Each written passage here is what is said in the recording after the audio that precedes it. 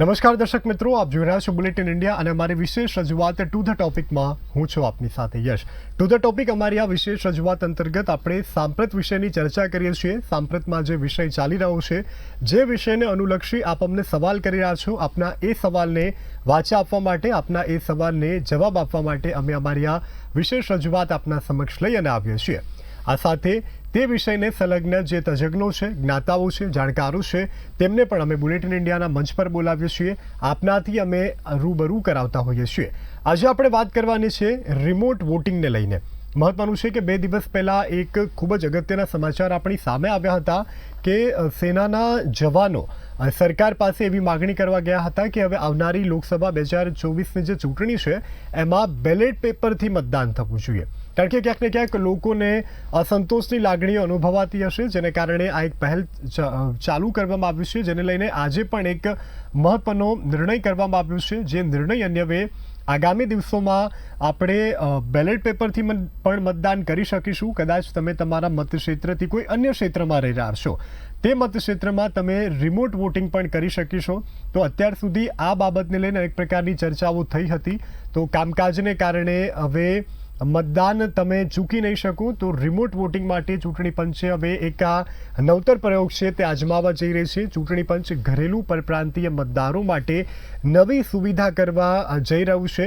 આ નવી સુવિધા પ્રમાણે હવે ચૂંટણી મતદાન સ્થળાંતરિત મતદારોએ પણ તેમના મત આપવા માટે ગૃહ રાજ્યમાં જવું પડશે નહીં. ચૂંટણી પંચ આ માટે રિમોટ વોટિંગ સિસ્ટમ શરૂ કરવા જઈ રહી છે, જેથી જાહેરાત ઇલેક્શન કમિશને ગુરુવારે કરી દીધી છે. ચૂંટણી પંચે આજરોજ ગુરુવારે જણાવ્યું છે કે તેણે ઘરેલું સ્થળાંતરિત મતદારો માટે મલ્ટી વિભાગના રિમોટ ઈવીએમ તૈયાર કર્યા છે અને તે એક જ રિમોટ પોલિંગ બૂથથી 72 મત વિસ્તારોને સંભાળી શકે છે. અને પંચે 16મી જાન્યુઆરીએ તમામ પક્ષો માટે તેનો લાઈવ ડેમો પણ રાખ્યો છે. તો આરવીએમ એક જગ્યાએથી 72 મત વિસ્તાર સંભાળી શકે છે. મુખ્ય ચૂંટણી કમિશનર રાજીવ કુમારના જણાવ્યા અનુસાર ચૂંટણીને લઈ અને યુવાનો અને શહેરી વિસ્તારોમાં રહેતા લોકોમાં ઉદાસીનતાને જોતા આની જરૂરિયાત અનુભવાઈ હતી. તો કમિશને પણ એવું કહ્યું છે કે હાલમાં વિવિધ રાજ્યોમાં રહેતા સ્થળાંતરો કોઈ પણ કેન્દ્રીય ડેટાબેઝ નથી. 2019ની સામાન્ય ચૂંટણીમાં પણ 67.4% મતદાન થયું હતું અને 30 કરોડના વધુ મતદારો તેમના મતાધિકારનો ઉપયોગ નથી કર્યા. તે અંગેની પણ કમિશન ચિંતિત છે અને મોટાભાગે મતદાન ઘરના રાજ્યની બહાર ક્યાંય પણ મતદાન તરીકે પોતાની નોંધણી કરાવતો નથી અને પૈસા અને સમયની બચત સહિતના વિવિધ કારણોસર મત આપવા હોમ ટાઉન જતા હોય છે અને જેની સીધી અસર વોટ ટકાવારી પણ થતી હોય છે. આપણે પણ ગુજરાત વિધાનસભા 2022ની આ વખતની ચૂંટણીમાં જોયું છે કે મતદાન ઓછું થયું હતું, જેના કારણે અનેક પ્રકારના મૂળભૂત કારણો પણ આપણે ઠેરાવ્યા છે. પરંતુ ખેર, આ વિષય અંતર્ગત આપણે પણ વધુ ચર્ચાઓ કરવી છે. આપણી સાથે ગેસ્ટ પેનલમાં તમામ પેનલિસ્ટ પણ જોડાઈ ગયા છે. આપણી સાથે ભારતીય જનતા પાર્ટી પક્ષ તરફથી સંજીવ પંચોલી, આપણી સાથે કોંગ્રેસ પક્ષ તરફથી પારસ જોશી જોડાયા છે. આપણી સાથે સામાજિક કાર્યકર રુઝાન ખંભાતા જોડાયા છે. આપણી સાથે રાજકીય વિશ્લેષક પ્રફુલ ગઢવી જોડાયા છે. આપ તમામ મહાનુભાવોનું બુલેટિન ઇન્ડિયાના મંચ પર સ્વાગત છે. પ્રથમ સંજીવજી, આપની પાસે હું માંગુ છું, એક મહત્વનો અને ઐતિહાસિક નિર્ણય લેવાયો છે, ત્યારે આપની પ્રથમ પ્રતિક્રિયા.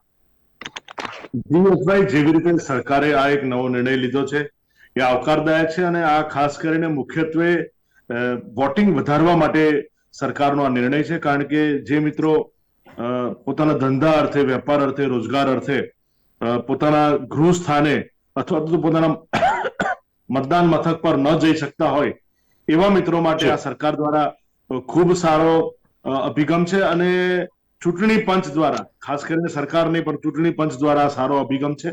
અને ચૂંટણી પંચ એ વિશેની તમામ માહિતી જ્યારે 16 જાન્યુઆરી સંસદમાં આપવાની છે, ત્યારે સર્વ પક્ષોને એ પૂરી સમજણ આપશે. હજુ તો આપણે પણ આના એક માત્ર વાત સાંભળી છે, આપણે પણ આ આખી પ્રક્રિયાને સમજવી પડશે, જાણવી પડશે અને એમાં જે પણ કઈ લૂપ ફોલ્સ હોય તો એ ચૂંટણી પંચે દૂર કરી અને એક સંપૂર્ણ એક ન્યાયી અને પરફેક્ટ પ્રક્રિયા બને એ જોવાનું રહેશે. અને ખૂબ સ્વાભાવિક છે કે રિમોટ વોટિંગના કારણે જે મિત્રો વોટિંગ નથી કરી શકતા એ બધાને જ આનો ફાયદો થશે, જેનાથી કલાકો, જે માનવ કલાકો બચશે, લોકોની સગવડતા વધશે. તો આ એક નિર્ણય એક વધુ આવકારદાયક છે એવું આપણે કહી શકીએ. બિલકુલ જી. હવે પારસજી આપની પાસે હું માંગુ છું, એક વિપક્ષ તરીકે અને એક દેશના નાગરિક તરીકે તમે આ નવતર પ્રયોગને કઈ રીતે જોઈ રહ્યા છો? જી યશભાઈ, પહેલા તો બુલેટિન ઇન્ડિયાને ખૂબ ખૂબ અભિનંદન આપું કે આવા સુંદર વિષય પર આજે આપણે ડિબેટ કરી રહ્યા છે. ખરેખર આ નિર્ણય જે છે આવકારદાયક છે. ચૂંટણી પંચે આ નિર્ણય છે બહુ પહેલા લઈ લેવાની જરૂર હતી, પરંતુ જાગ્યા ત્યારથી સવાર આપણે બી ઘણા વખતથી જોઈ રહ્યા છે કે ભાઈ ઘણા બધા જ કારણોસર દેશના અમુક નાગરિકો જે બીજે વસતા હોય ક્યાં તો કોઈ બી કારણસર જે વોટિંગ નથી કરી શકતા, અને એના લીધે જે મતદાનની ટકાવારી આપણે દરેક ઇલેક્શનની અંદર જોઈએ છે કે નીચી જતી રહી છે. તો એક રિમોટ વોટિંગની જે વ્યવસ્થા છે ખૂબ જ સુંદર વ્યવસ્થાની ચૂંટણી પંચ દ્વારા સમીક્ષા કરવામાં આવી રહી છે, તેની તૈયારીઓ કરવામાં આવી રહી છે. આ સાથે સાથે તમને એક વાત બી જણાવી દઉં કે તમે જોશો કે અન્ય દેશોની અંદર જે છે કે જેમ તમે જુઓ કે કેનેડા છે કે ઇટલી છે કે જર્મની છે, ત્યાંની અંદર બી એક એવી વ્યવસ્થા છે કે જે તમે લોકો વિદેશમાં આવો તો બીજે ક્યાંક હો અને તમારો વોટિંગનો અધિકાર હોય તો તમે નેટ મારફતે એટલે ઇન્ટરનેટ મારફતે પર્ટિક્યુલર એક વેબસાઇટ આપવામાં આવે છે. તે વેબસાઇટ પર જઈ અને તમે તમારી પોતાનું જે બી મનપસંદ ઉમેદવાર છે તેને વોટિંગ કરી શકો છો. આ સિસ્ટમ વિદેશની અંદર તો ઘણા પહેલાથી છે કે તમે કદાચ તમારા પોતાના મત વિસ્તારની અંદર ના હો, કામ ધંધે અથવા તો બીજા કોઈ બી કારણસર બહાર ગયા હો અને તમારે વોટિંગ કરવું હોય તો પર્ટિક્યુલર વેબસાઇટ ખોલી અને એના ઉપર તમે પસંદગીનો ઉમેદવાર શોધી અને તેને વોટિંગ કરી શકો છો. આ સાથે સાથે તમે જુઓ કેનેડાની અંદર તો વોટિંગ ફરજિયાત છે. જો તમે વોટિંગ ના કર્યું હોય અથવા તો તમે નેટ મારફતે અથવા તો તમે તમારા મતદાન ક્ષેત્રમાં જઈને જો વોટિંગ ના કર્યું હોય તો તમારા જે બી સીધા એકાઉન્ટની અંદર તમને ત્યાંના જે સ્થાનિક $1,000 જે છે અથવા ₹1,000 જે પેનલ્ટી જે સીધી તમારા ખાતાની અંદર લાગી જાય છે, કે જેથી કરીને જે નાગરિક છે પોતે વધારે જાગૃત થાય છે, પોતાના મતાધિકારનો જે ઉપયોગ છે તે કરવા માટે સજાગ બને છે. અને જો એ વોટિંગ નથી કરતો, સિવાય કે કોઈ મેડિકલ ઇમરજન્સી હોય એના સિવાય જો વોટિંગ નથી કરતો તો તેના પર પર્ટિક્યુલર ગવર્મેન્ટ તરફથી અમુક જે બેનિફિટ્સ છે તેના ઉપર પ્રતિબંધ લાદવામાં આવે છે. તો આ એક વ્યવસ્થા બી ભારતની અંદર લાવવા જેવી છે કે જેથી કરીને દરેક જે નાગરિક છે એ જયારે લોકશાહીનું પર્વ હોય અને લોકશાહીનો ઉત્સવ ઉજવાતો હોય તો કોઈ બી કારણોસર કોઈ બી બહાનાબાજી કર્યા વગર એ પોતે રિમોટ વોટિંગ થી પોતે પોતાનો વોટ નાખી શકે. એ જે મશીન દ્વારા હોય કે નેટ દ્વારા હોય, ગમે ત્યારે બી એ પોતાનું વોટ જે પર્ટિક્યુલર એ જે દિવસે નક્કી કરેલું હોય ત્યારે વોટિંગ કરી શકે. અને આ બાબતે ચૂંટણી પંચને વિપક્ષ દ્વારા અને એક ભારતના નાગરિક તરીકે ખૂબ ખૂબ અભિનંદન આપું છું અને ચૂંટણી પંચ આ બાબતમાં આગળ વધે એ માટે વિપક્ષ તરફથી પૂરેપૂરો સહકાર મળશે તેવી ખાતરી આપું છું. જી યશભાઈ. બિલકુલ. હમણાં જે રીતે સંજયજીએ વાત કરી સર્વાનુમતે પસાર થઈ જશે. પારસભાઈ પણ ખૂબ પોઝિટિવ વાતને લઈ રહ્યા છે. ખેર રિઝવાનજી આપની પાસે માંગુ છું, નિર્ણય ખૂબ આવકારદાયક છે, કારણ કે હવે આપણે બધું ડિજિટલ, અગાઉ પણ તમે એક ડિબેટમાં આ રીતે વાત કરી હતી કે આપણે પેમેન્ટ ને બધું ડિજિટલ કરીએ તો આ કેમ નહીં. તો ક્યાંક ને ક્યાંક આપણી તમામની આ માગણી સંતોષાતી હોય, લાગણી સંતોષાતી હોય તેવું લાગી રહ્યું છે. ત્યારે આપની પ્રતિક્રિયા. આપણે મને એવું યાદ છે આપણા ગુજરાતમાં બી 2014 કે 15 ગુજરાત લોકલ એસેમ્બલી ઇલેક્શન વખતે બી આવું કર્યું હતું આપણે, પણ અનફોર્ચ્યુનેટલી એટલું સક્સેસફુલ એટલા માટે નહીં ગયું કારણ કે કનેક્ટિવિટી ઇશ્યુ હતી, ટેકનોલોજી એટલી એડજસ્ટ નહોતી થઈ. બસ હડબડીમાં કરી નાખ્યું હતું કે ભાઈ અમારે ફર્સ્ટ થવું છે એટલે કર્યું હતું ને didn't work out because of the technology issue. લોકોને સમજ નહીં પડી, લોકોને ખબર નહીં પડી અને એમાં લૂપોઝ એવા હતા કે જે વોટ કરે એનું કદાચ લોકોને કોન્ફિડન્સ નહોતો કે ભાઈ અમારું નામ ખબર પડી જાય, કારણ કે પ્રાઇવેટ એટલે શું કે સિક્યોર વોટિંગ એ આપણો મૂળભૂત અધિકાર છે કે એ રિવીલ ના થાય કે કોને વોટ કર્યો. હવે coming back to election commission, yes એ લોકો જે કરી રહ્યા છે બહુ સારું છે, હાઈ ટાઈમ નીડેડ છે, કારણ કે અત્યારે આપણા ગુજરાતના ફરી એસેમ્બલી ઇલેક્શનમાં બી જોયું કે કઈ રીતે વોટિંગમાં કેટલું ઓછું વોટિંગ થયું. હવે વોટિંગ ઓછા થવાના ઘણા રીઝન્સ છે.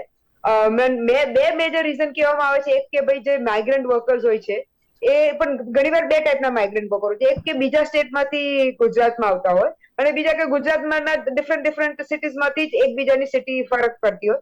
અને there are reasons કે લોકો પોતાનો વોટ આઈડી કાર્ડ ચેન્જ ના કરાવે, એ લોકોનું જે સ્થળ છે ચેન્જ ના કરાવે કારણ કે ગામ કે હોય, જોબ માટે માઇગ્રન્ટ એટલે જ કહેવાય કે માઇગ્રન્ટ વર્કર છે. એટલે એ લોકો માટે આ બહુ સારી વાત છે provided they really want to come and vote. આ પોઈન્ટ છે. હવે why I use this word કે provided they really want to come and move, કારણ કે આપણા દેશમાં અત્યારે સૌથી મોટો આપણે બધા લાખો કરોડ રૂપિયા ખર્ચા છે કે ભાઈ વોટ કરો, બધા પેલા શું કહેવાય ટીવી વાળા અને અરે ટીવી શું કહેવાય રેડિયો વાળા આવી જશે, બધા એમ્બેસેડરો બનીને જાત જાતના વોટિંગ એમ્બેસેડર બનીને આવશે, પણ મેન તમે જે લોકો સુધી પહોંચાડવાનું છે એ પર ઇલેક્શન કમિશને કામ કરવું પડશે. એટલે હું આજે આ વાત કહી રહી છું કે તમારે લોકોને કોન્ફિડન્સ આપવો પડશે. બે કોન્ફિડન્સ આપવા પડશે. એક કોન્ફિડન્સ આપવો પડશે કે આ જે વોટિંગ તમે જે રિમોટ વોટિંગ કરવાના છો એ બિલકુલ ગુપ્ત રહેશે, કારણ કે ગુપ્ત મારો અધિકાર છે એઝ પર કોન્સ્ટિટ્યુશન, કે હું જે વોટ કરું એ ગુપ્ત રહેવું છે. એટલે લોકોને કોન્ફિડન્સ આપવાનો છે.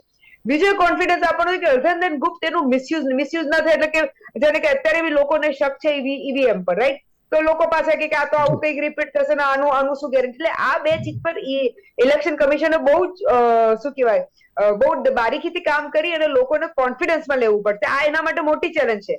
એક્સેપ્ટેબિલિટી તો થઈ જશે, કારણ કે આજની તારીખમાં જે રીતે આપણા મોબાઈલ યુઝ છે, જે રીતે 5G 4G ની વાતો કરી રહ્યા છે, એટલે હવે એક્સેપ્ટેબિલિટી થઈ જશે, પણ લોકોને જયારે કોન્ફિડન્સ નહીં હશે તો નહીં કરશે. તે ત્રીજો ઇમ્પોર્ટન્ટ પોઈન્ટ આ એટલા માટે મારે બોલવું જરૂર છે કે લોકોને ચલો કોન્ફિડન્સ બી આવી ગયું કે ભાઈ અમારું ગુપ્ત છે, આ છે તે છે, પણ હવે એ લોકોને એવી કોન્ફિડન્સ અપાવવાનું ઇલેક્શન કમિશનની જિમ્મેદારી છે કે એ લોકો જેને વોટ આપે છે, કારણ કે થાય છે શું કે જેને વોટ આપે છે પછી અહીંયા ત્યાં વેચાઈ જાય છે, અહીંયા ત્યાં કૂદકા મારે છે અને આખા લોકો કંટાળી જાય છે. એટલે એ લોકોને એ બી પાર્ટીઓએ એ પોલિટિકલ પાર્ટીઓ કોન્ફિડન્સ અપાવવો પડશે કે ના અમે આવી રીતે જે રીતે આ બધું કરીને અમે જીતવાની કોશિશ કરીએ છીએ, યા જીતીએ છીએ, યા ખરીદીએ છીએ, લોકોને જે બી બધું કરીએ છીએ એ નહીં થવું જોઈએ. એના માટે ઇલેક્શન કમિશને એક લો બનાવવો પડશે. ઓબ્વિયસલી એ તો એમાં શું કહેવાય આ લોકો જે શું કહેવાય આ લો રેગ્યુલેટર છે એ લોકો જ બનાવવો પડશે. એટલે ભગવાન જાણે ક્યારે બનશે, પણ may be court can take some cognizance about it. જી બિલકુલ. જી પ્રફુલજી, આપની પાસે આવવા માંગુ છું. જે રીતનો આ એક નવો નિર્ણય છે, ખૂબ આવકારદાયક છે. આ નિર્ણયથી આ રીતે આપણે મોબાઈલથી પણ એટલે ઘણા સમયથી એક માંગ હતી કે ભાઈ ઓનલાઈન મત આપવામાં આવે, કારણ કે ઘણા લોકો પોતાના મત વિસ્તારથી દૂર ઘણા બધા કારણથી જતા હોય છે. હવે આ નવી પદ્ધતિ અમલીવારી થશે તો લોકોના નાણાંનો અને સમયનો જે વ્યય થતો હતો એ અટકશે અને ખૂબ આવકારદાયક નિર્ણય છે. ત્યારે આપની પ્રથમ પ્રતિક્રિયા? આ જે સરકારે નિર્ણય લીધો એનો ચૂંટણી પંચે જે નિર્ણય લીધો એનો હું બે દ્રષ્ટિએ જોઉં છું. પહેલી દ્રષ્ટિ એ કે સૌથી પહેલા જે ચૂંટેલા આપણા મંત્રીઓ હોય, સીએમ હોય અથવા કેબિનેટ મિનિસ્ટરો હોય, એ દિલ્હી રહેતા હોય કે બીજી કોઈ જગ્યાએ રહેતા હોય, એક તો એવા મત આપવા છે ને જ્યાં સુધી મિનિસ્ટર હોય ત્યાં સુધી દેખાડો કરવા જવા, પછી હારી જાય ને પછી કોઈ નહીં દેખાતું, ક્યાંય મત આપવાની જરૂર, બોલે રોલો પાડે, ગાડીઓ લઈને આવે ટેમ બોલાડે, બરાબર. એટલે એક તો પહેલા પ્રજાના સૌથી પહેલા પૈસા બચશે, નંબર 1. આ નિર્ણયથી એ મને પોઝિટિવ દેખાય છે. બીજું કયું પોઝિટિવ દેખાય હું તમને કહી દઉં કે જે સામાન્ય આમ જનતા છે ને, તો નરેન્દ્ર મોદી આવે કે આપણા રાષ્ટ્રપતિ આવે, મુખ્યમંત્રી, એની સાથે કોઈ લેવા દેવા નથી, એને 2 ટાઈમ ખાવાની પડી હોય, એટલે એને મત નથી, એને કોઈ ચિંતા નહીં હોતી. આ પ્રોસેસ આપણે કરીશું ને તો તમે જોજો 25% મત નથી પડવાના, કેમ કે એ લોકોને પોલિટિક્સમાં ઇન્ટરેસ્ટ છે જ નહીં. મત આપવા કોણ જ? આજે મને રાજકારણમાં રસ છે, તું સવારે 8 વાગે ઉઠીને વહેલો અડી જઈશ, કોઈ ચલો મારો મત આપવાનો, અથવા તો હું કોઈ પણ એક પોલિટિકલ પાર્ટીની વિચારધારા ધરાવું છું કે મારે આ પાર્ટી જીતવી જ જોઈએ, એટલે એને હું જીતવા માટે જઈશ. તમે જો સામાન્ય રીતે જયારે ચૂંટણી હોય ને ત્યારે સૌથી પહેલા જેટલી પણ સ્ટેટ લેવલની કે નેશનલ લેવલની પાર્ટી હોય ને એના કાર્યકર્તાઓ સૌથી પહેલા મત આપવા જાય, સૌથી પહેલા સેલ્ફી મૂકે, સૌથી પહેલા ફોટો મૂકે.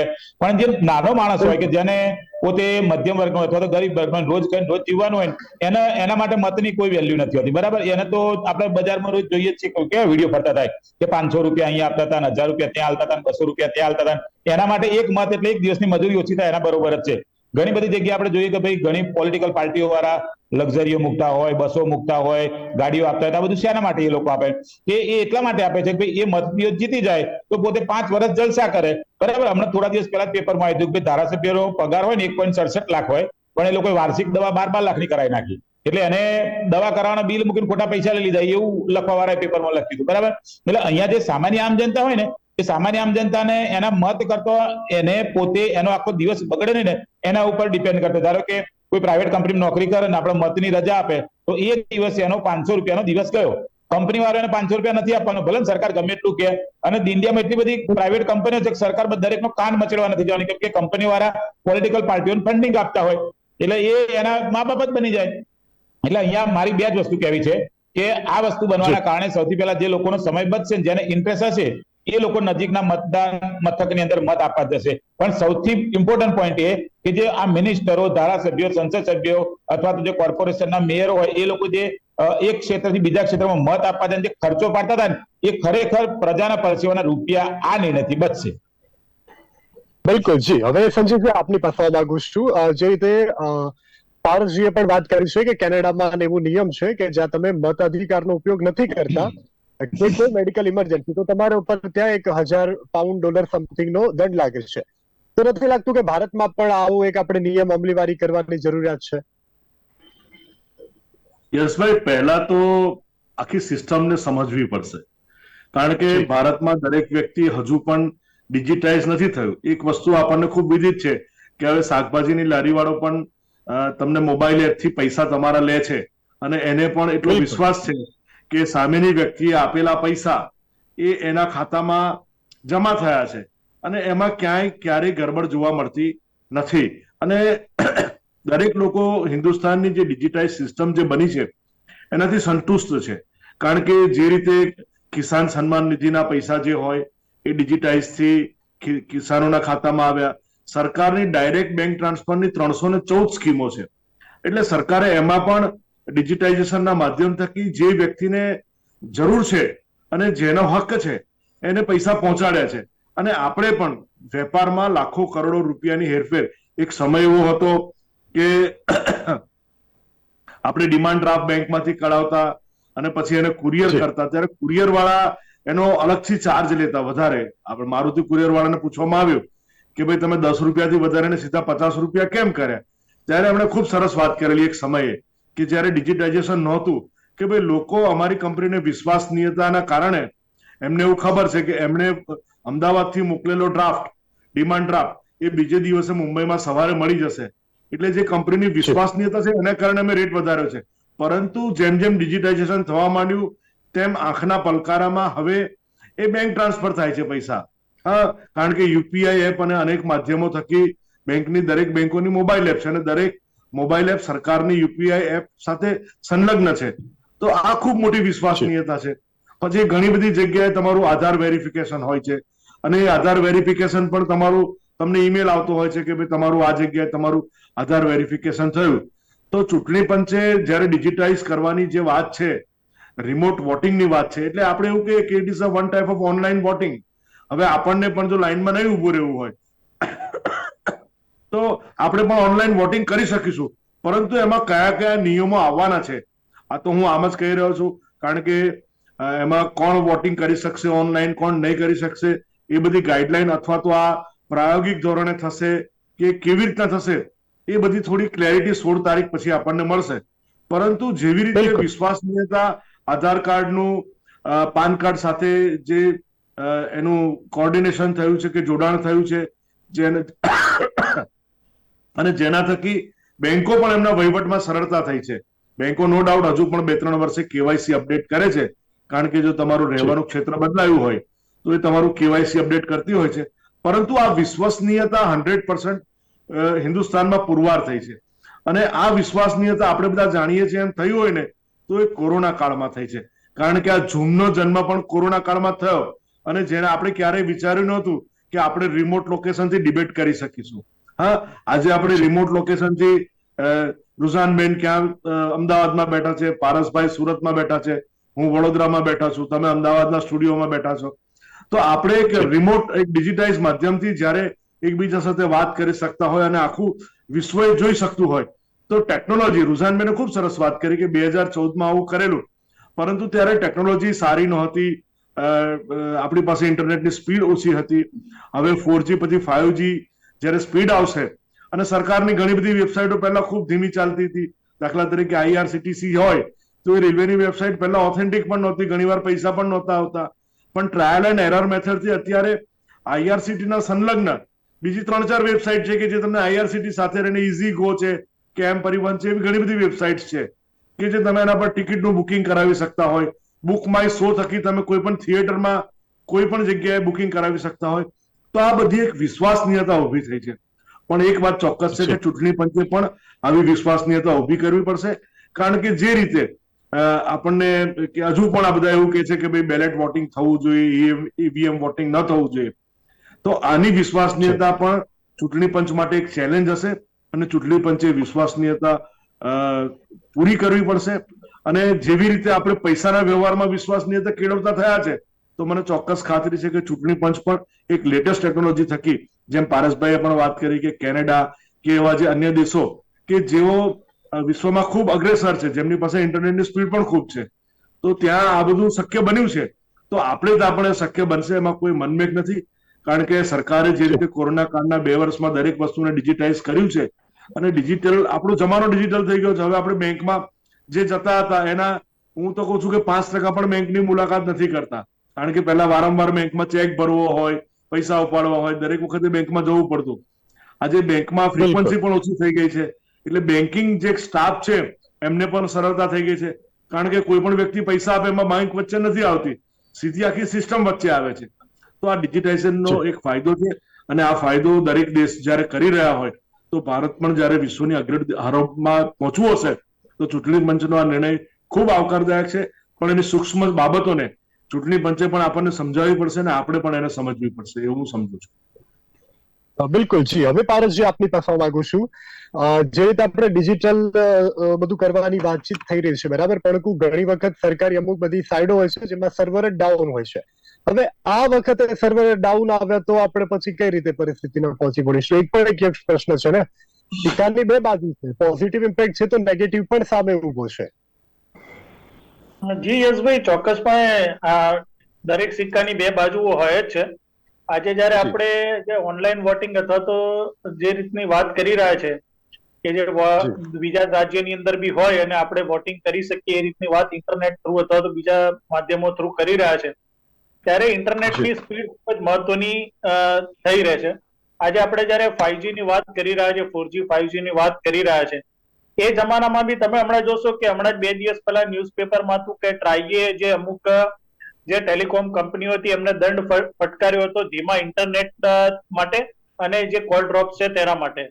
એટલે આ જે ખામીઓ જે છે હજી પણ આપણા ભારતની અંદર જે છે, અને જે ઇન્ટરનેટની સ્પીડ છે અથવા તો જે કોલ રેટિંગની જે સ્પીડ છે એમાં બી હજુ આપણે ઘણા પાછળ છીએ. તો સૌથી પહેલા તો આપણે આ વસ્તુને સુધારવી પડશે, અને ચોક્કસપણે જયારે ચૂંટણી પંચ આ બધી વ્યવસ્થાઓ કરવા માંગે છે તેમણે સૌથી પહેલા આ બાબતોનું ધ્યાન પોતે રાખવું તો પડશે જ.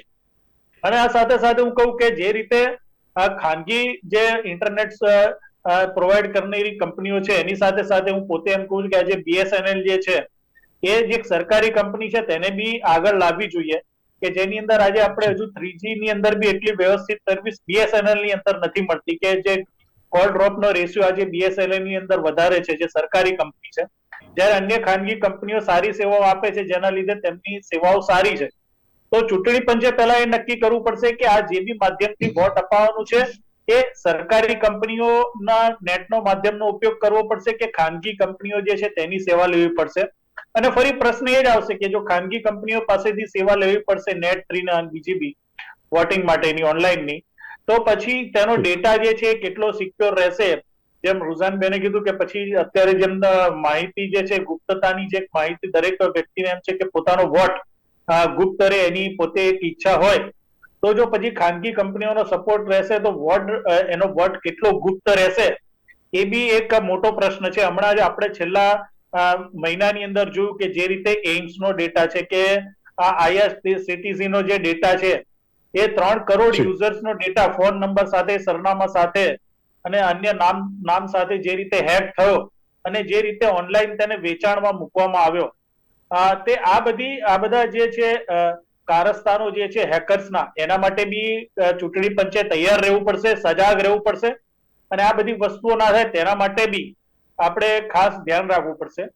અને એટલે સિક્કાની આ બીજી બાજુ છે કે તમારું વોટિંગ જે છે એ કદાચ તમે પોતે સિક્યોર રીતે કરી શકો એની બધી જ ક્ષમતા તપાસવાની ફરજ ચૂંટણી પંચની છે.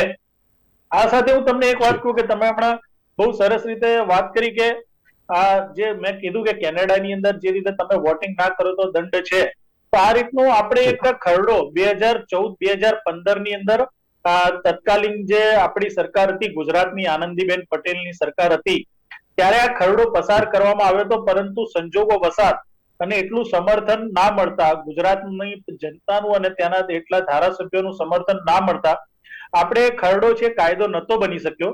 નહીતર એ વખતે 2014-15 માં આનંદીબેન સરકાર વખતે જ ફરજિયાત વોટિંગનો નિયમ આપણે બનાવવાની પહેલ કરી હતી ગુજરાતે, અને જે લોકો વોટિંગ ના કરે અને સરકારી સુવિધાઓની અંદરથી બાકાત રાખવાની આપણે એ વખતે વાત કરી. એટલે એ હવે 2022માં જયારે ચૂંટણી પંચ જે છે એને આ બાબતે બી પોતે આગળ આવવું પડે એ બાબત અમે લોકો ઈચ્છીએ છીએ. આ સાથે તમે એક વાત કરી હતી કે બેલેટ પેપરની જે વાત કરી એ ખૂબ જ સુંદર વાત કરી છે. મેં અગાઉ બી જેમ કીધું કે તમે જુઓ કે જે વિશ્વના વિકસતા દેશો છે અથવા વિકસિત દેશો છે, તમે જોજો ઇંગ્લેન્ડ છે, અમેરિકા છે, ફિનલેન્ડ છે, ઇટલી છે, ફ્રાન્સ છે, ત્યાં આજે બી બેલેટ પેપરથી જ મતદાન થાય છે. ત્યાં આગળ ઈવીએમ બેન છે, ત્યાં આગળ ઈવીએમ થી આજની તારીખમાં બી મતદાન થતું નથી. એની વિશ્વસનીયતા આ લોકોની સરકારોમાં હજુ છે નહીં, એટલા માટે એ લોકો બેલેટ પેપરથી મતદાન કરાવે છે. તો ચોક્કસપણે ચૂંટણી પંચે ભારતની અંદર બી જ્યારે તમે જુઓ કે જે અમુક પક્ષો જે છે તેનો વિરોધ કરી રહ્યા છે, મોટા ભાગના પક્ષો, તો બેલેટ પેપરથી બી વોટિંગ કરાવવા પ્રત્યે ધ્યાન આપવું જોઈએ. અને એમાં તમે અત્યારે તાજેતરનું જોશો તો 1 જાન્યુઆરીએ અમદાવાદની અંદર જૂના વાડદથી લઈ અને ઇન્કમટેક્સ થી લઈને ગાંધી આશ્રમ સુધી મોટી રેલીનું આયોજન આ સ્વૈચ્છિક સંસ્થાઓ દ્વારા કરવામાં આવ્યું છે. અને તેમની એક જ માંગ છે કે ઈવીએમ હટાવો અને બેલેટ પેપર લાવો.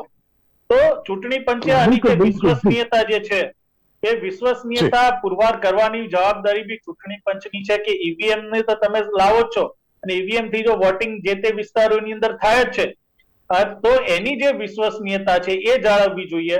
અને એની સાથે સાથે તમે જે ઓનલાઈન વોટિંગની જે વાત કરી, રિમોટ વોટિંગની જે વાત કરી, એની અંદર બી કેટલી વિશ્વસનીયતા છે એ આગામી દિવસોની અંદર જ પુરવાર થશે. જી યસ, બિલકુલ જી. તો આપ તમામ મારી સાથે જોડાયેલા રહેજો, પરંતુ અત્યારે આપણે એક નાનકડા વિરામ માટે રોકાશું. વિરામ બાદ આપણે આ વિષય અંતર્ગત વધુ કરીશું.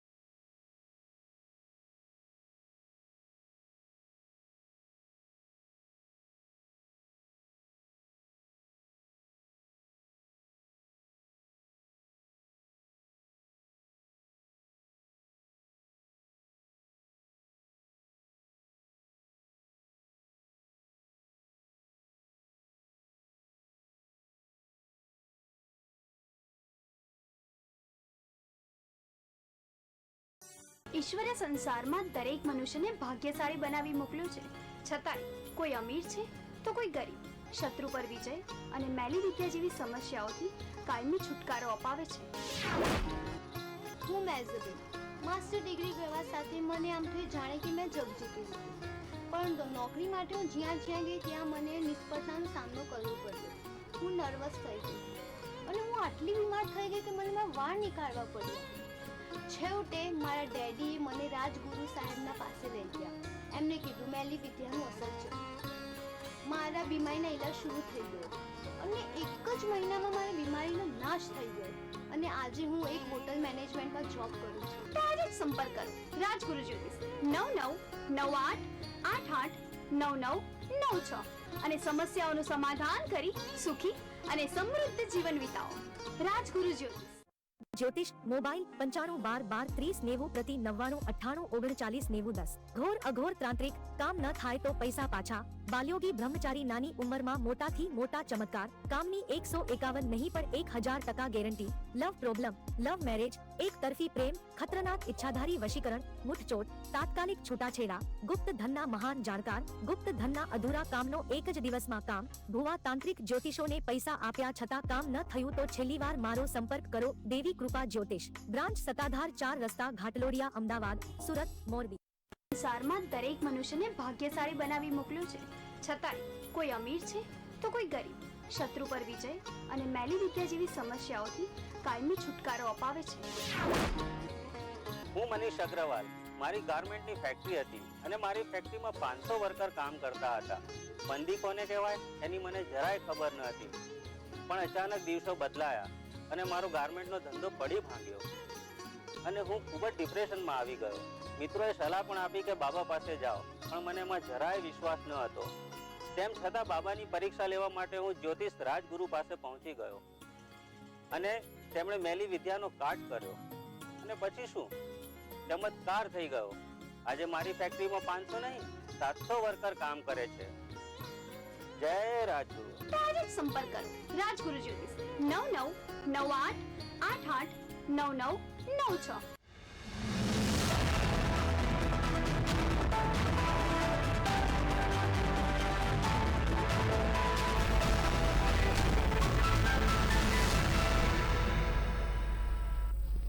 વિરામ બાદ આપનું પુનઃ સ્વાગત છે. વિરામ પહેલા આપણે જે રીતે ચર્ચા કરી કે હવે રિમોટ વોટિંગને લઈને ચૂંટણી પંચ તે દિશામાં વિચાર કરી રહ્યું છે અને 16 તારીખે આગામી 16 જાન્યુઆરીના રોજ તેનું લાઈવ ડેમોન્સ્ટ્રેશન કરવામાં આવશે, જેથી કરીને તમામ લોકોને ખ્યાલ આવશે કે આપણે રિમોટ વોટિંગનો ઉપયોગ કઈ રીતે કરી શકીશું અને જેથી લોકોને એવું નથી કે તમે ઘરે બેસીને કરી શકશો. એના માટે પણ એક નિશ્ચિત કેન્દ્રો સ્થાપિત કરવામાં આવશે, જે કેન્દ્રો પર જઈ અને આપણે રિમોટ વોટિંગ કરવાનું રહેશે. આપણે પણ આ વિષય અંતર્ગત વધુ ચર્ચાઓ કરવી છે. આપણી સાથે ગેસ્ટ પેનલમાં વિરામ બાદ તમામ પેનલિસ્ટ પણ જોડાઈ ગયા છે. ત્યારે પ્રથમ રુઝાનજી આપની પાસે આવવા માંગુ છું. સમાજના લોકોનો એક નકારાત્મક અભિગમ હવે ધીરે ધીરે ચૂંટણીને લઈને થઈ રહ્યું છે, મતદાનને લઈને થઈ રહ્યું છે. લોકો અમથામતા ઘરે બેસી રહેશે, એ દિવસે રજા હોય છે, જેથી કરીને શાળાના બાળકો કે સરકારી કર્મચારીઓ કોઈ હશે અન્ય ક્ષેત્ર સાથે જોડાયેલા, એ લોકો રજાનો ઉપયોગ ફક્ત પરિવાર સાથે પ્રવાસમાં કરે છે. એ પણ એક ચિંતાનો વિષય છે, કારણ કે લોકશાહીને જોખમ છે. તો આ બધા એંગલને તમે એક સામાજિક કાર્યકર તરીકે અને જાગૃત નાગરિક તરીકે કઈ રીતે જોઈ રહ્યા છો? 2019માં 30 કરોડ વોટરોએ વોટ નહોતો આપ્યા, 30 કરોડ. એટલે તમે સમજી શકો છો કે આપણે 130 કરોડની વસ્તી અને એમાંથી વોટિંગ લેટસ છે કે 60-70 કરોડનું વોટિંગ હોય, એનાથી થોડું ઓછું હોય, એનામાંથી 30 કરોડ ના આપે, એટલે આપણા દેશની તમે હાલત જુઓ. મેં ગુજરાત જ આંકડા કાઢ્યા હતા, તો આમ વિચારો કે જેટલા લોકો વોટિંગ આપી છે કે ગુજરાતના જેટલા સિટીઝન્સ છે એના કમ્પેરિઝનમાં હર 10 માંથી ખાલી જે આપણી અત્યારે રૂલિંગ પાર્ટી આવી છે એ 3 કે 4 વોટ, એટલે હર 10 માંથી 3 કે 4 વોટ હાર્ડલી એને મળ્યા છે ને એ આપણા પર 5 વર્ષ સુધી આપણે આપણા ગુજરાતને ચલાવવાની છે. એટલે પોઈન્ટ અત્યારે એ થયો છે કે લોકો, તમે જે પૂછ્યું ને મને કે લોકો કેમ ઇન્ટરેસ્ટ નથી રાખી રહ્યા, હું હવે થોડું ડિટેલ કરીશ એના માટે. કારણ કે આપણો તમારો શું કહેવાય ફરજ છે કે તમારે વોટ કરવું જોઈએ, પણ સાહેબ અમારી ફરજ છે તો સાથે અમારા હક બી છે. હક એ છે કે જયારે અમે વોટ કોઈને કરીએ છીએ, જેને બી કરીએ છીએ અમે વોટ, તો એ ભાઈ પછી વટલાઈ જાય છે, બીજી પાર્ટીમાં જમ્પ કરે છે. એટલે મેં જે હું પહેલા કહેવા માંગતી તો થોડું ડિટેલમાં કહીશ. એટલે ઇલેક્શન કમિશને રૂલ બનાવવા જોઈએ કે આવી રીતે જે માણસ જમ્પ કરે એને ડીબાર કરી દે 5 વર્ષ માટે. એની ટિકિટ, એને શું કહેવાય, એની ટિકિટ એને is not suppose to again stand up. એ જેનો હોદ્દો છે એના પરથી બી એ ના રહી શકે. એટલે why I am trying to tell you this કે જ્યાં સુધી એવું સખત નહીં થશે ત્યાં સુધી લોકોના ઉત્સાહ, જે અત્યારે ડિસ્કસ થાય છે કે લોકોને વોટિંગ કરવાની ઈચ્છા કેમ નથી થતી, આ એક પહેલું સત્ય છે. પછી નેતાઓ ભલે બીજું પોતપોતાનું કે છે એ અલગ વાત છે. બીજું, કારણ કે એવી સ્ટોરી ભાઈ કે લગન છે એટલે જેને કે મને અત્યારે એવી સ્ટોરી સાંભળી કે ભાઈ લગન છે એટલે વોટિંગ ઓછું થયું. સાહેબ આ જોકની વાત છે, જોક હસવાની વાત છે કે લગન કેટલા ને વોટિંગ પર્સન્ટ કેટલું એ તો તમે જુઓ. એટલે બધા જે લગનમાં માની લો કે લગન છે, આજે સાંજે મારે લગનમાં જવાનું છે, તેનો મતલબ કોઈ સવારે વોટિંગ કરવા ના જાવ. એટલે સાહેબ એ જ કહેવા માંગુ છું કે આ બધું sorry but I would like to use the word વહિયાત એક્સક્યુઝ. એટલે આ એક્સક્યુઝ વહિયાત એટલા માટે કે નેતાઓને કેવું પડે કઈ કેટલા આવું કે કારણ કે એ લોકો એવું થોડું કે અમે અંદર પેલું બધું પાટલી બધું કરે છે ને રોકડા બોકડા કરે છે ને તોડીએ છીએ ને પેલું ધમકીઓ આપીએ છીએ ને એટલે બધા કેન્ડિડેટો બદલે છે એવું તે લોકોને કયા મોઢે કે એટલે બિચારા આવું કે ભાઈ લગ્નો હતા યા બધા જાતના રીઝન કરે. એટલે આના માટે ઇલેક્શન કમિશને જાગવું પડશે. હવે ઇલેક્શન કમિશનના જે અત્યારે આજે રિમોટ વોટિંગની વાત થાય છે, યુ આર રાઈટ. અત્યારે જે બીજા બધાએ કહ્યું કે ઈવીએમ પર બી લોકોનો હવે શક બેઠો છે, ખબર નહીં કેમ પણ ધેર આર રીઝન્સ. કારણ કે ઘણી વાર સોશિયલ મીડિયામાં યુટ્યુબ પર જાતનું બધું બતાવે કે ભાઈ આના લીધે ઈવીએમમાં તમને વીવીપેટ પર, હવે તો વીવીપેટ પર બી શક છે કે તમને ભલે દેખાડે અલગ. ને એક વાત કહેજો, ટેકનોલોજી પોઈન્ટ ઓફ વ્યૂ બધું થઈ શકે કારણ કે મને ટેકનોલોજી આવડે છે એટલે હું વીવીપેટમાં કંઈક દેખાડું, પ્રિન્ટઆઉટ એ વખતે કંઈક મળે ને પાછળથી કંઈક અંદર થઈ જાય એવી થઈ શકે છે. હું એવું નથી કહેતી કે it is impossible, everything is possible. પણ ભલે આપણે એવું માનીએ કે નથી થતું એવું આપણે માનીને ચાલીએ. પણ અનફોર્ચ્યુનેટલી ઘણા લોકો એવું બતાવ્યું છે એટલે it is the duty of the election commission to debunk them. Debunk એટલે કે ભાઈ અત્યારે વચ્ચે મેં અત્યારે નવું જ કંઈક લેટેસ્ટ જોયું છે કે એ માણસે પ્રૂવ કરીને આપ્યું છે. But it is important for election commission to say કે ભાઈ આ ખોટું છે, માણસે વોટેવર જે બી ડિબંક કરવું પડે. ત્રીજું ઇમ્પોર્ટન્ટ મને કે અત્યારે જે વાર્તા થાય છે રિમોટ વોટિંગ જે વાર્તા થાય છે બહુ સરસ વાર્તા થાય છે. બ્લોક ચેન ટેકનોલોજી, આપણે જે ક્રિપ્ટોકરન્સીમાં યુઝ થાય ટેકનોલોજી એની વાત થાય છે. એટલે મારા જેવી તો ખબર પડે એટલે હું સમજી શકું છું કે હા એ સૌથી સેફ છે, ના નથી એમાં સેફટી ફૂલ સેફટી છે. પણ જેમ આખા એક્સચેન્જો ક્રિપ્ટોના ઉડી જાય છે કે આખા ક્રિપ્ટો જેવી અંદર ટેકનોલોજીની મહેરબાની જેવી ચીટિંગ. કારણ કે ટેકનોલોજીને રન કરવા માટે બી પાછળ તો માણસ બેસે છે ને, તે માણસની જે વૃત્તિ છે જે કરવા માંગે છે અગર એ કરે છે તો ઓબ્વિયસલી તમારી બ્લોકચેન ટેકનોલોજી બી તમને કામ નથી લાગવાની. એટલે અલ્ટિમેટલી આજની તારીખમાં અહીંયા આઈ થિંક એક નેતાએ કીધું કદાચ કે વિકસિત કન્ટ્રીઝોમાં બી ઈવીએમઓ ના યુઝ નથી થતા because everybody steel has a doubt.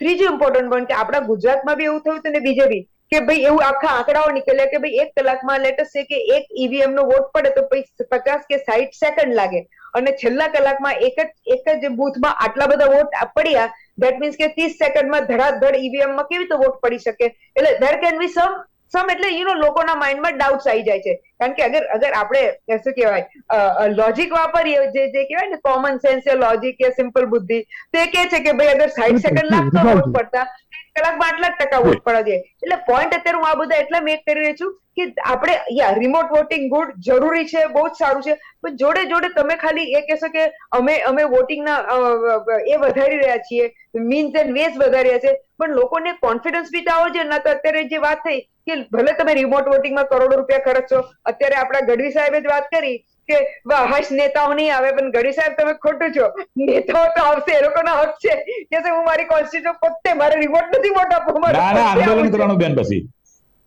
શું કહેવાનું? શું નેતાઓ વિરુદ્ધ આંદોલન કરવાનું કે દિલ્હી તને મત આપવા મળે છે, તું ત્યાં બેસ્યો રે, અહીંયા આવીને મોટા 25 લાખ બગાડવાની કોઈ જરૂર નથી. સાહેબ મારે ટોપિક બહાર નહીં જવું, પણ પછી દેશ ખતરામાં છે, ધર્મ ખતરામાં છે, એ કશું ખતરામાં નથી. બિલકુલ જી, બિલકુલ જી, બિલકુલ રિઝાજી આપની પાસે ફરીથી આવીશ. હવે પ્રફુલ્લજી આપની પાસે માંગુ છું, આપણે 1 મિનિટમાં પ્રતિક્રિયા આપી દઈશું જેથી કરીને આપણે અન્ય મુદ્દાઓ લઈ શકીએ. હવે આપણે વાત કરવાની છે કે જે લોકો માનો કે સપોઝ હું અમદાવાદનો છું અને હું મુંબઈમાં કે અન્ય કોઈ રાજ્યમાં રહી રહ્યો છું. હવે આપણે ગુજરાતની વિધાનસભાનું ઇલેક્શન છે ને મારે મતદાન કરવું છે તો એનું હું ક્યાંયથી પણ કરી શકું છું. એક જોતા ખૂબ સારી બાબત છે, પરંતુ આપણે નથી લાગી રહ્યું કે આનાથી ગેરરીતિઓ પણ થોડા ઘણા અંશે અથવા તો નહીવત ઘટી જશે. જો સીધી સાદી ભાષામાં તમને કહી દઉં ને તો તમારો મોબાઈલ હોય ને તમારું એમાં પેટીએમ હોય કે ફોન પે હોય, તમારો પાસવર્ડ નંબર મને ખબર હોય તો હું તમારા પૈસા તમારા મોબાઈલથી મારા એકાઉન્ટમાં લઈ શકું. બરાબર, એટલામાં બધી વસ્તુ આવી ગઈ કે આપણે અહીંયા રિમોટ થી વોટિંગ કરીએ એનો મતલબ એવો થાય કે તમે બૂથ ઉપર જઈ અને ત્યાં તમે બેલેટ પેપર થી મત આપો. જેમ પેલા ચૂંટણીની અંદર સરકારી કર્મચારીઓ હોય ને એમને પેલા બેલેટ પેપર થી સિક્કો મારીને મત આપવાનું હોય, એ રીતે હોય તો વિશ્વસનીય ખરું. પણ જો ટેકનોલોજીનો ઉપયોગ કરવાનો હોય, ઇન્ટરનેટ છે, મોબાઈલ છે, તો એમાં 0% અને મને નથી લાગતું કે એમાં વિશ્વસનીયતા રહે. એનું કારણ કે ટ્વિટર છે એના 40 કરોડ ડેટા વેચાઈ ગયા 3 દિવસ પહેલાની વાત છે. બરાબર, અને જેવી રીતે એક વ્યક્તિના એકાઉન્ટ બીજા વ્યક્તિના એકાઉન્ટમાં ખોટા ઘણી વખત બેંકો લાખ 2 લાખ 5 કરોડ નાખી દે છે. એ બાય મિસ્ટેક માનવીય ભૂલ કહેવાય, પણ એ જ માનવીય ભૂલનું ઉદાહરણ લઈ અને સરકારો લાવવા માટે એનો ઉપયોગ થાય છે. તમે વિશ્વના જે એકદમ ટેકનોલોજી દેશ છે ને, ધારો કે આપણા દેશનું ઈવીએમ જે છે તો કોને બનાવ્યું? જાપાન વાળાએ. તો જાપાન વાળા તો ઉપયોગ કરતા જ નથી, તો એને ઉપયોગ કરવો જોઈએ ને, આપણને ક્યાં વેચવાની જરૂર હતી? બરાબર, જો એટલું વિશ્વસનીય હોય તો બીજી વસ્તુ કે ભાઈ ધારો કે અમેરિકા છે, તો અમેરિકા વિશ્વની સૌથી જૂની 600 વર્ષ જૂની લોકશાહી કહેવાય, તો આપણા કરતા તો 50 ગણી ટેકનોલોજી આજની તારીખે અમેરિકામાં છે. એ લોકો ઈવીએમ નો યુઝ કરતા નથી. તમે જર્મનીમાં જાઓ, ફ્રાન્સમાં જાઓ, રશિયા જાઓ, અરે સામ્યવાદી દેશ હોય ને જે, ત્યાં તો ફિક્સ જ હોય કે ભાઈ તમારે જે નેતા ઉભો એને જ મત આપવાનો, ના આપે તમને ગોળી માર દે. છતાં પણ એ દેશમાં ઈવીએમ જે સેટિંગ વાળા દેશ કહેવાય મારી ભાષામાં, બરાબર, કે ભાઈ એક જ વ્યક્તિને જિંગપિંગને જ મત આપવાનો, બીજી કોઈ પાર્ટી નહીં, તો એ દેશમાં ઈવીએમ નો ઉપયોગ થતો નથી. બરાબર, આપણા દેશમાં જ ઈવીએમ ના ટોપલા બધે ફરે. એટલે યશભાઈ આમાં એટલું જ છે કે જેટલી ટેકનોલોજી વધારે હોય ને એટલી વધારે પડતી છેતરપિંડી થાય. મુદ્દો એટલો જ છે, બીજું કશું નહીં આમાં. કે તમારે જેટલી, ધારો કે ડફોડ માણસ હોય, મતલબ ઓછું ભણેલો હોય, તો એ તમને છેતરશે નહીં, પણ ભણેલો તમારા જોડે 10,000 રૂપિયા વધારે લઈ જશે. એ જ વસ્તુ ટેકનોલોજી અંદર લાગુ પડે. ટેકનોલોજીમાં જેટલી વધારે ટેકનોલોજી હોય એટલી છેતરપિંડી વધારે રહે. બિલકુલ જી. હવે સંજીવજી આપની પાસે માંગુ છું, આવતા વર્ષે 9 રાજ્યોમાં ચૂંટણીઓ યોજાવાની છે. એ ચૂંટણીના આયોજન પહેલા આ લાગુ થઈ જશે ખરું? શું લાગી રહ્યું છે? એટલે એ હજુ લાગુ થઈ જ જશે એવું કહેવું થોડું અશક્ય છે. હું એમાં 100% શ્યોર નથી, પરંતુ આ એક પ્રાયોગિક ધોરણે કેટલાક વિસ્તારમાં આનો પ્રયોગ કરવામાં આવશે, મને એવું લાગે છે.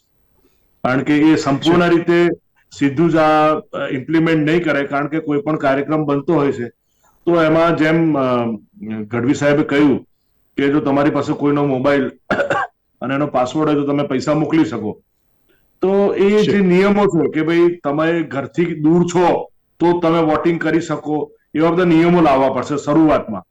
નહીં તો શું થશે કે લોકો મતદાન મથકે જ નહીં જાય, અને જેમ ખોટું જે વોટિંગ થવાનું છે એ, માનો કે ઘરમાં 4 જણા છે અને બધા જો ડાયરેક્ટ ડિજિટાઇઝ થી ઘરે જ બેસીને વોટિંગ કરી શકે, તો 4 જણના મત એક જ જણ નાખશે, એટલે દરેકની સ્વતંત્રતા છીનવાશે એમ. તો એવા તબક્કામાં એમાં નિયમો પણ શરૂઆતમાં લાવવા પડશે. કારણ કે મારા ઘરમાં 3 વોટર્સ છે કે 4 વોટર્સ છે, તો બધાના મોબાઈલને પાસવર્ડ મારી પાસે છે, તો હું બેસીને 4 વોટ નાખી દઉં, જ્યાં આપણે બેંકમાં પૈસા ટ્રાન્સફર કરી શકીએ છીએ. તો એવું બધી થવાની પણ શક્યતા છે. પણ હું સમજુ છું કે આ થઈ શકે એમ, પણ હું સમજુ છું કે એમાં સાથે સાથે ફેસ રેકોગ્નાઇઝેશન, કે જેવી રીતે આપણા હવે મોબાઈલ ફોનમાં જો તમારો ફેસ અને પાસવર્ડ બંને હોય ને તો જ અમુક મોબાઈલ ખુલતા હોય છે, તો એ આધાર કાર્ડની સાથે સાથે તમારું ફેસ પણ હવે જો તમે એને સાથે લિંક કરો તો આમાં છેતરપિંડી ઓછી થઈ શકે. કારણ કે કોમ્પ્યુટર અત્યારે ફેસ કે આંખોને વાંચવા માટે ખૂબ સક્ષમ રીતે ટેવાયેલો છે. તો એટલે ઘણી બધી ચેલેન્જીસ છે. એટલે ચેલેન્જીસની સામે સૌથી પહેલા તો જેમ બધા જ વક્તાઓએ કહ્યું એવી રીતે ચૂંટણી પંચે પોતાની એક સોલિડ વિશ્વાસનીયતા બતાવવી પડશે. અને મને એવું લાગે છે કે સરકાર આને 100% ઇમ્પ્લિમેન્ટ નહીં કરે, કારણ કે જેવી રીતે સૈનિકો હોય છે તો એમને બેલેટ થકી એમના મત પહેલા હોય છે અને પછી જ્યારે એ ઇલેક્શન દરમિયાન એમની કામગીરીમાં હોય છે, તો આવા પ્રાયોગિક ધોરણો કરશે કે જે લોકો બેલેટ થકી મત આપે છે અને ડિજિટાઇઝેશન થકી લોકો કરી શકે. અત્યારે બેંકોમાં પણ એવું છે કે ઘણી બેંકોની, દાખલા તરીકે સ્ટેટ બેંક ઓફ ઇન્ડિયાના મોબાઈલ એપથી પણ તમે પૈસા ટ્રાન્સફર કરી શકો, અને એમની ઈ બેંક પણ છે. એટલે જો તમને સમજ ના પડતી હોય કે તમારા ખાતામાંથી પૈસા કેવી રીતે ટ્રાન્સફર કરવા, તો તમે ઈ બેન્કિંગમાં જાઓ, એટલે આખી ઈ બેંક બ્રાન્ચ છે, તો ત્યાં જઈને તમારી સાથે એક ઓફિસર હોય, એ તમને સમજાવે અને કરી શકાય. એટલે એવી રીતે શરૂઆતમાં મતદાન મથકો ઈ પણ બનશે એમ, કે સમજો કે કોઈ સરહદ પર છે તો બધા જુદા જુદા રાજ્યના લોકો છે, તો જુદા જુદાના રાજ્યોના લોકો એક જગ્યાએથી મત કરી શકે એમ. પણ આ બધું શરૂઆતમાં મારી દ્રષ્ટિએ સરકાર અથવા તો ચૂંટણી પંચે પણ રિસ્ટ્રિક્ટ કરવું જોઈએ, અને એની જેમ જેમ વિશ્વાસનીયતા કેળવતી જાય, નહીતર શું થશે કે ઘરમાંથી 4 જણના મત એક જણ નાખી શકે એવી પણ શક્યતા થાય. એટલે વિશ્વાસનીયતા કેળવવી જોઈશે, ફેસ રેકોગ્નાઇઝેશન હોવું જોઈશે. એટલે આ બધી થોડી ચેલેન્જીસ છે, અને ચેલેન્જીસ ને કેવી રીતે ચૂંટણી પંચ જવાબ આપે છે જોવાનું. બિલકુલ જી. રૂપાજી આપની પાસે 30 સેકન્ડ. ના, મને એ એડ કરવું હતું કે I think there is sum confusion, કારણ કે રિમોટ વોટિંગમાં અત્યારે એ લોકો એવું નથી કહેતા કે તમે તમારા ઘરેથી કરી શકશો. એ લોકો એમ કહે છે કે લેટ અસ સે કે અહીંયા હું યુપી થી અહીંયા રહેવા ઈચ્છું, યા હું કંઈક શું કહેવાય સૌરાષ્ટ્ર થી અહીંયા અમદાવાદમાં છું અને મારે વોટિંગ કરવું છે, તો એ લોકો મારે એક પર્ટિક્યુલર બૂથમાં, મારે ઘરે બેઠા થવાનું જ નથી. એ લોકોનું પર્ટિક્યુલર સિસ્ટમ હશે, કારણ કે આખું કનેક્ટેડ હશે સેન્ટ્રલ સાથે. Absolutely. સેન્ટર સાથે કનેક્ટેડ હશે, કારણ કે માની લો કે લેટ અસ કે રૂઝાન અહીંયા તું સૌરાષ્ટ્રનો વોટ અહીંથી બી આપું છું ને સૌરાષ્ટ્ર જેને બી આપીશ આ બધું મેચ ના થાય, એટલે સેન્ટ્રલ વોટિંગ સિસ્ટમ હશે.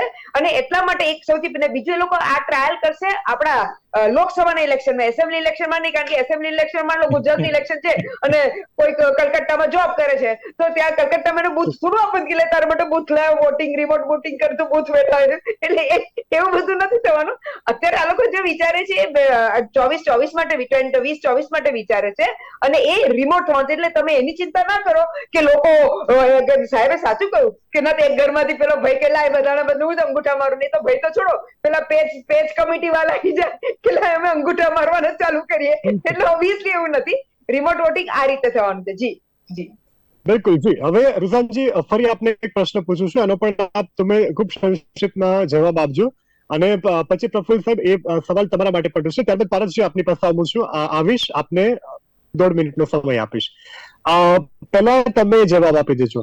ફક્ત ને ફક્ત ચૂંટણી પંચ જ જો આના પર વિચાર કરે તો આ અમલીવારી સુચારુ રૂપે થઈ શકે એ વાત હું પોતે માની રહ્યો છું મારા અભ્યાસથી. આપનું શું મંતવ્ય છે? ફક્ત ચૂંટણી પંચ, એમાં અન્ય કોઈ હસ્તક્ષેપ ના કરે? શું પાછું ચૂંટણી પંચ શું કરે? જી રિપીટ કરું છું. હા રિપીટ કરો ને. બિલકુલ, હું રિપીટ કરું છું. ફક્ત ને ફક્ત ચૂંટણી પંચ આ વ્યવસ્થા સુચારુ રૂપે જો પાર પાડે તો આપને નથી લાગતું કે કદાચ આ સક્સેસ જાય? સુચારુ એટલે વોટ ઇઝ સુચારુ? ચૂંટણી પંચ પોતે જ આ જે નિયમ, આજે નવી જે નીતિ અપનાવવા જઈ રહી છે એ ફક્ત ચૂંટણી પંચ જ જો સર્વાનુમતે પસાર કરે તો એકદમ વ્યવસ્થિત અમલમાં આવે એવું? ઇન અ ડેમોક્રેટિક કન્ટ્રી તમારે જેના પ્રોસીજર્સ કરો પછી ડિમોનિટાઇઝેશન કરાય છે ને કયું છે અલગ વાત છે, પણ ઇન અ ડેમોક્રેટિક કન્ટ્રી તમારે એના પ્રોસીજર્સ કરવા પડે. ને બીજી વાત, સોરી બટ આવર ચૂંટણી પંચ ખરાબ લાગશે પણ લોકોને ખબર છે કે કઈ રીતે ચૂંટણી પંચ ચાલે છે અને કઈ રીતે મેં ના કહ્યું છેલ્લી ઘડીએ 24 કલાકમાં એક આઈએએસ રિટાયરમેન્ટ લઈ લીધું ચડી ગયું. આ બધું તો આપણા પબ્લિકમાં છે. એટલે સાહેબ તમારો ક્વેશ્ચન બહુ સારો છે પણ આનો આન્સર એવું છે કે સાહેબ એ જ્યાંથી જેની સંચાર દોરી થાય છે ત્યાં સુધી ચૂંટણી પંચ કઈ નહીં કરે. જી સર.